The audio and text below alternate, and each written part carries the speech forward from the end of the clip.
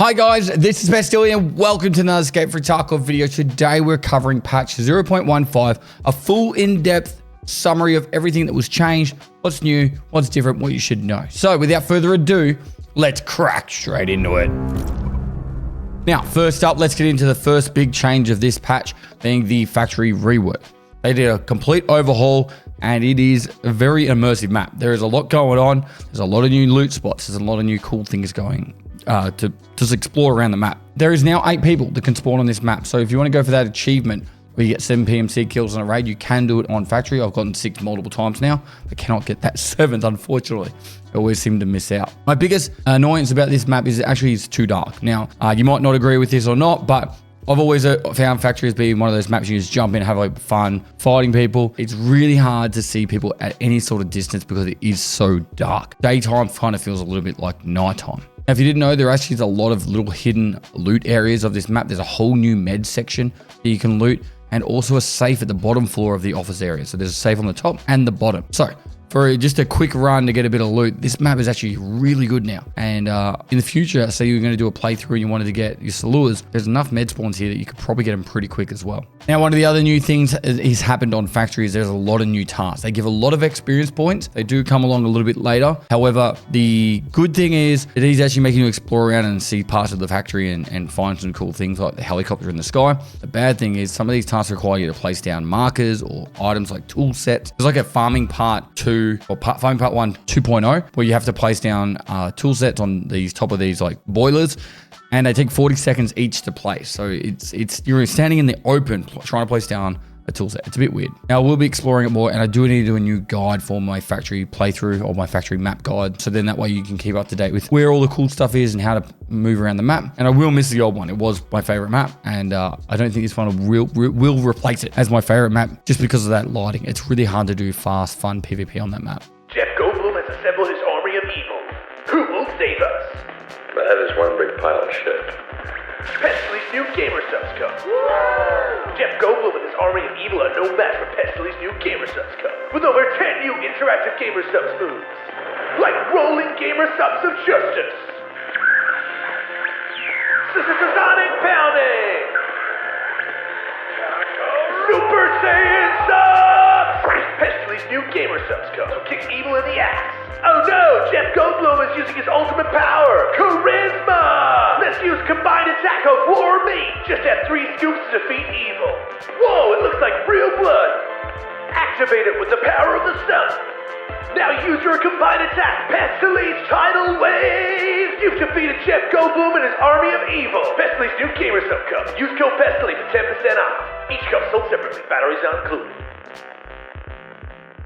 Now, I know you just saw my ad, but I have my limited edition Gamer Supps Shaker, the Pestily Plague Mask Doctor on it. It's available till about the 5th of September. So if you want to get that, go to gamersupps.gg/Pestily and don't miss out on buying that. Next up, the new boss, Partisan. I've been calling him Parmesan. I've run into him, I think, 3 times now. Once he killed me. I just got caught out guard. I saw a guy running in the distance. It was the boss. He just pretty much clapped me straight away. And the second time I was in Shoreline on the bottom floor of the resort, and he just ran in and ran past me. It was the easiest kill of a boss I've ever had. So he obviously needs some rework, but my biggest annoyance about this boss is silent footsteps. I really hate when you can't hear the enemy. Even if they're quiet, if it's better than silent, because it just doesn't make sense. Like this is not a world where silent footsteps should really exist. It's already annoying with sound in general, but his mechanics are cool. He runs around, he places tripwires everywhere. The first time I did kill him, I got a Dawn's marked key off him, so no complaints there. Now the karma system, I have lost karma a lot this wipe. Now it's not really anything out of my normal playstyle. I actually do move around quite a bit and I play fairly aggressive. However, there is times where you just want to like get an ambush on a player as they're like cresting over a hill and you can hear them like looting on the other side or anything like that. Kind of the way it works is imagine anything that's like a bush or what they deem as a place you shouldn't be hiding for too long. Imagine kind of like a box around that area. So if you're standing still in that section for more than like a minute, you are now going to get negative karma. And it's like a foghorn that comes over. Like that. So you kind of know you've stuffed up by the terms of the game, but I don't know of anything negative karma related that's beside the boss wanting to come over and kill you. And the way I see it is bring it on. Like if it means the boss is going to fight me, good on it. The other thing that I've been running into negative karma for is if I'm doing stuff like the guide or with the new marathon task, having to go from map to map travel, I've been waiting near the extract for the 7-minute mark. So then I can go to the next map. And if you stay in a bush or, too close to the extract for too long, you'll then get the negative karma sound. So it's kind of difficult to prevent yourself from losing karma in those situations, even though you're playing the game in a more tactical way. It is what it is. I don't really know of many ways to increase your karma besides doing a co-op extract. So as it stands at the moment, I think that's the only way. If you know it another way, please put in the comments. I will read it. Now in this wipe, they added map to map travel. So it's a big one. And before I go any further, the way it kind of works is you go into the marathon mode and then you have the option to travel to the next map. You have to wait till the 7-minute mark. Then you can transfer items. And after you finish transferring items, it starts the transfer to the next map. If you're in a squad and someone else misses the extract, it stops you from going to the next area. So,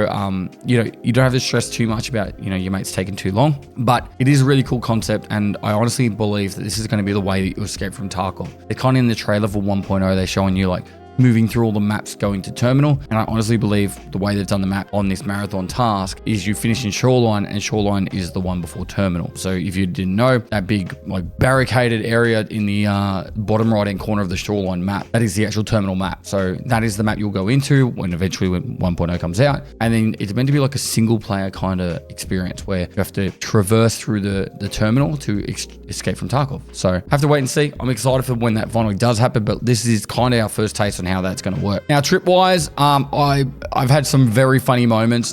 It does count towards your grenadier task. So if you put a VOG 25 on it and put it somewhere and kill someone with a grenade, you do get progression towards your grenadier kill. It lasts for 10 minutes after you place it down, but scavs do walk up to them and disarm them. So you can't just put it in a random spot that scavs frequent, because I'll come up and disarm them. Do I think they're a good addition to the game? I don't know. I really think they're kind of lame, but they are funny and they do make funny moments. And I can see it's really going to piss a lot of people off. So try and use them with your mates, as in like put a tripwire down with a smoke or a flashbang and just watch them shit themselves. Just even that alone is funny. You don't have to use it to kill your mates. You can just have it to put a flashbang down. Next up, they added bipods and weapon mounting to the game.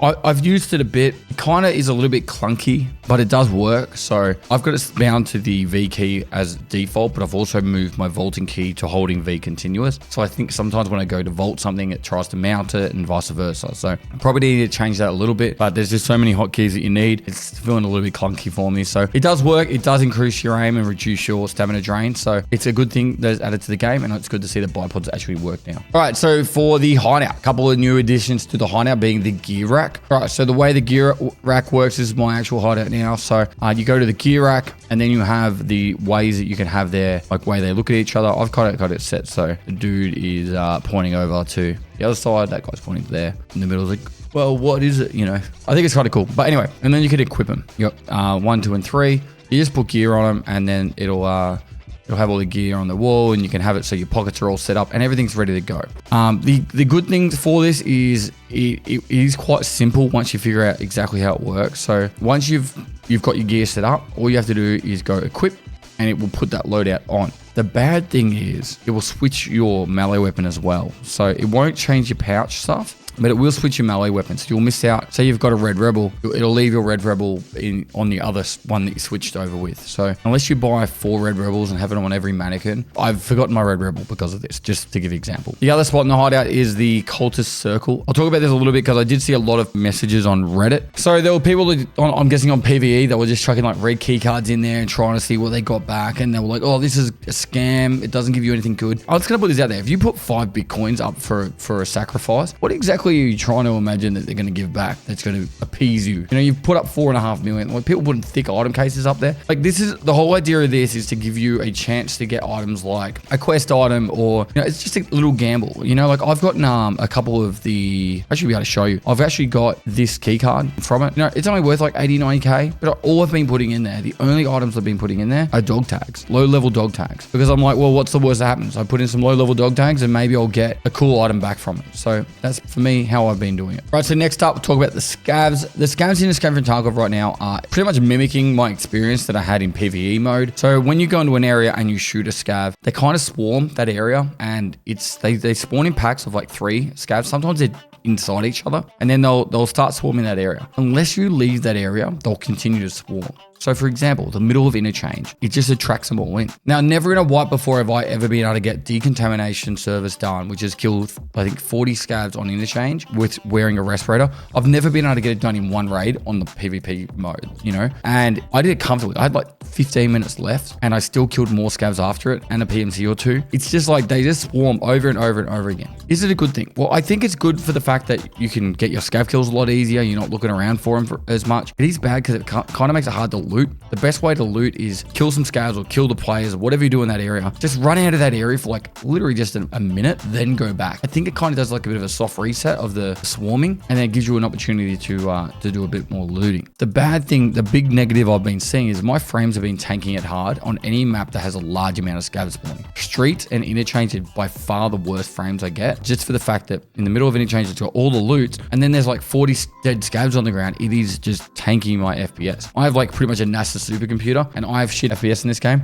I'd hate to see what it's like using an older gen GPU and CPUs and stuff like that. Now, I do believe BSG will continue to work on this, and they're going to have to find a happy medium, but from my experience so far this wipe, I don't really like it, for the fact that it tanks our FPS too much. All right, new guns. So the Uzi, it is available to purchase, and it's quite fun to use. You can mod it out quite heavily, and I have done a fair few factory runs using it. It's probably only a close quarter gun, which is obvious, but you know, a new addition. The M60, however, is an absolute beast of a gun. I've been seeing clips going around on social media and that. You can beam people from 400 meters away when you're prone with this thing, and it will have no recoil. It is actually fairly accurate to real life if you're using like a belt-fed gun whilst prone on a bipod and shooting up to like 400 or 500 meters away. You can shoot very accurately. Like, I've done this in real life. It is very accurate. So the only negative I've been seeing is it also is very similar accuracy when you're standing. So they need to find the happy medium. They need to kick up the recoil a little bit, I guess, when you're standing. But if people want to go prone on woods and shoot across a lake, good on them. It looks sick. It's fairly representative of what recoil is like using a belt fed in real life when prone. Now there's the SR3M. This is pretty much a mini ASVAL, and it is a devastating weapon. I've gone in fully geared and died to people pretty much naked with this gun. Uses the ASVAL ammo. So, you know, SP5, SP6 with a firing rate, it's actually really devastating. And then last but not least, the Deagle. The Deagle is one of the hand cannons of first-person shooter games, and people are running around shooting this, and it's just, you know when you're being shot at by it because it hits like a truck, and it's fun to use. It's always going to be that way when you have a gun that shoots 50 cal pistol ammo. So yeah. Now, a huge quality of life addition to the game has been the ability to zoom in your sight. So if you have a variable optic sight, say a Voodoo or a Razor and stuff like that, you can hold Alt, scroll your mouse wheel, and you can zoom in instead of just clicking from minimum to max. This is a huge quality of life change. I love it. I've been using it non-stop, and I've been wanting this in the game since probably 2018 when I first realized that you couldn't do it. Very excited to have it, and now it makes sniping actually a lot more viable, and you don't miss out on those opportunities to take those long-range shots at people when you're, you know, alt right clicking and it's all of a sudden flicking the sight and moving the gun. You can just do a nice smooth adjustment. As for ammo changes, the 545 buff and the 556 debuff to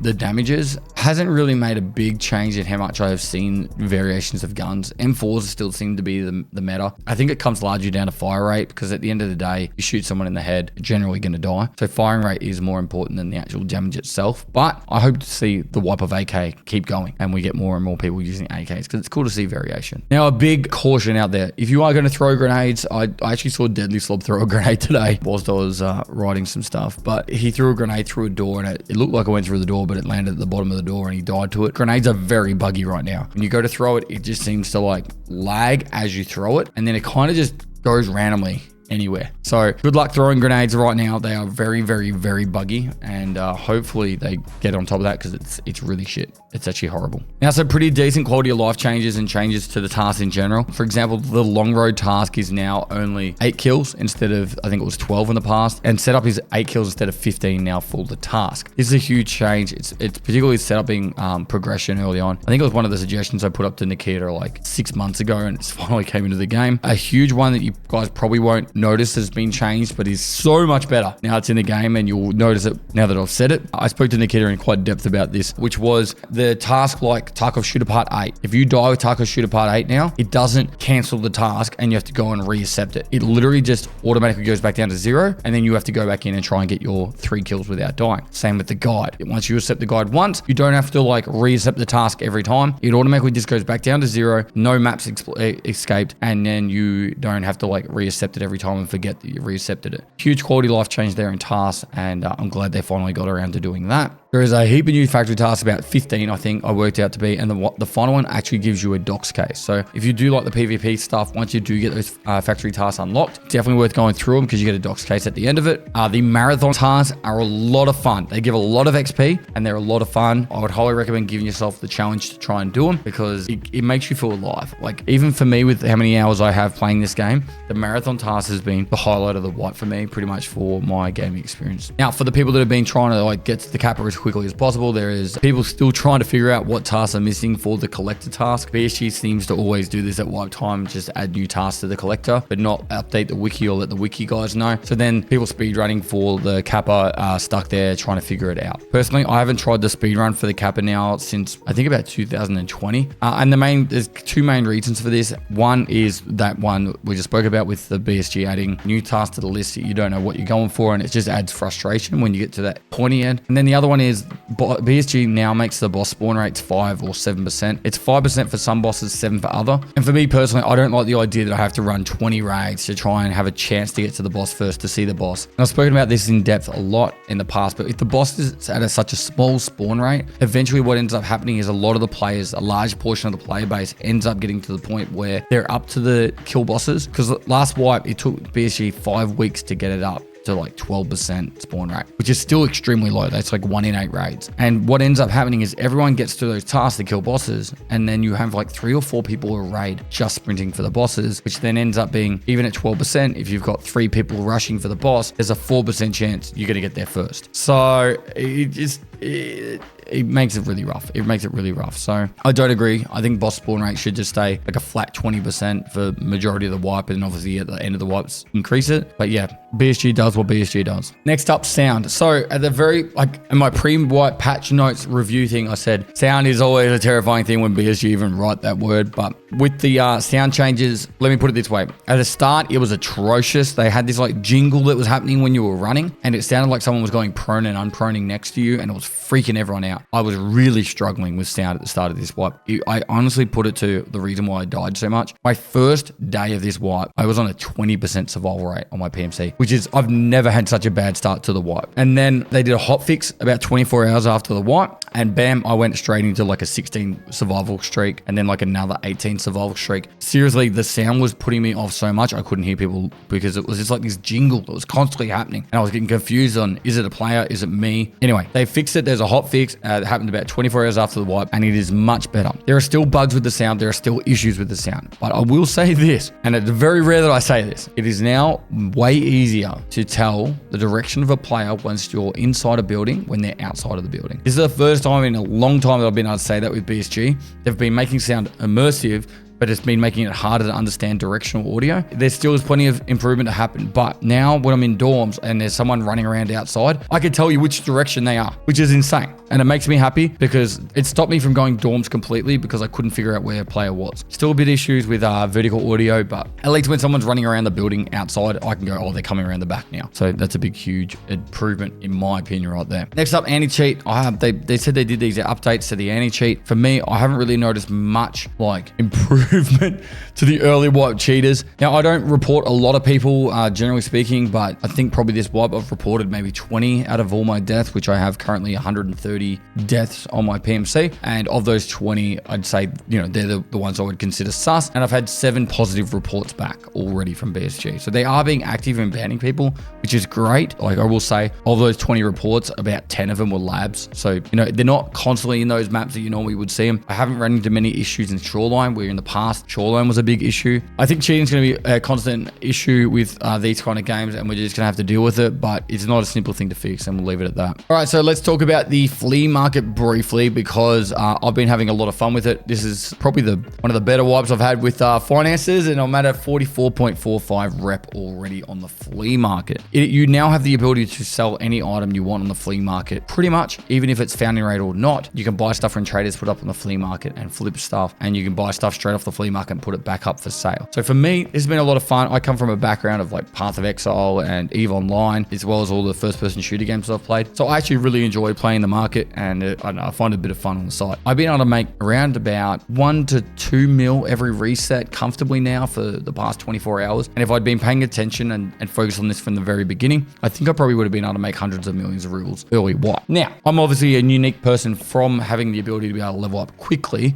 but I do actually think, and there's a lot of people that won't agree with this is actually a good thing for the game. Let me put it this way, and I've put a bit of time thinking into it because people are a bit annoyed about the ability to flip stuff and whatnot. But I kind of think about it, for the amount of people that are doing all the flipping and trying to make money, rubles doing it that way, it's only a very small percentage of the player base. But what they are actually doing when they are flipping up these items and all that, they're actually making it easier for newer players to get access to stuff like the gunsmith task, and also just make it easier for people to get loot and get back into raids and play the game. So overall, yeah, okay, there are people making hand over fist money doing this, but at the same time, if they're having fun doing it, why yuck someone's yum when they're also making it easier for people to get money cases earlier, for people to get, you know, like gunsmith items earlier. I just think overall, it doesn't really need to have any massive change. If there was going to be one change that would be fast and easy to do, in my opinion, would be that if you buy anything off a trader, it needs to at least go into a raid once before it can go up on the flea market. So then that way, all you'd have to do, if you really wanted to, you'd have to fill your bags full of all the loot you want to put on the flea market, go into a raid with it, get out, and then put it back up. But at least you're risking it, and then it stops straight flipping. But personally speaking, I don't see any real major negatives to it. It mostly helps out a large portion of the not good player base, or the players that are still trying to level up their gear and get all their items for their hideout and all that stuff, get access to the better ammo. But overall, it's only a very small people of the player base that are actually farming up the money. So it really doesn't make a huge difference. Now, I know this video has been very long-winded, so I won't take too much of your time, but there is a new hand wave action for when you're looting. And the last thing I have on my list is the lab keys. So they changed lab keys to now have 10 uses. I honestly think this is a good change. After I've been using them, I've probably gone through 2 lots of yellow, 2 violet, and also probably most of a black and also a blue. I paid less than 1 million rubles for all of them except for the black key card, and I have made profit on all of them except for the blue card. So overall speaking, I think it's actually a good thing. It kind of keeps the cards cheaper, but also means that, you know, you have to be a little bit smarter with your uses and don't just run straight in there, grab the loot, and then die over and over again, shoving it in your butthole, all that kind of stuff. So works kind of better in my opinion. I think it actually is a good change, when initially I wasn't really sure about it, but after I've seen the economy kind of stabilize and red key cards and all that kind of find their value, I think this overall is a good change for the game. Now, I know this is a very long-winded video, and hopefully I explained everything to your satisfactory. There was a lot to talk about. I do appreciate you guys checking out all my content and watching it. I am actually about to start my hardcore series, most likely tomorrow, which means it'll be up on the Pestily TV channel in the next day or 2. The other video I'm actually going to make directly after I finish making this one is I'm going to be making a video explaining how I flip stuff on the flea market, so you guys can understand at least the process on how to do it, and you should be able to make a fair bit of money if you copy what I do. Really, it's not that hard. So make sure you go down the link below and go over to the Pestily TV channel and give it a sub over there. The Pestily TV channel is where the long format videos are going to go, because I want to kind of make every video for this channel more deliberate for this channel and less highlights or less, you know, long format series videos. So Pestily TV channel for that, and then also it will have these kind of videos coming up on the main channel. Once again, reminder, buy the Game and Supps shaker for me. If you want to, make sure you use code Pestily so I get paid. And lastly, make sure you like, comment, and subscribe to keep up to date for all the latest videos from my channel. And much love, appreciate it. And lastly, I'll see you next time.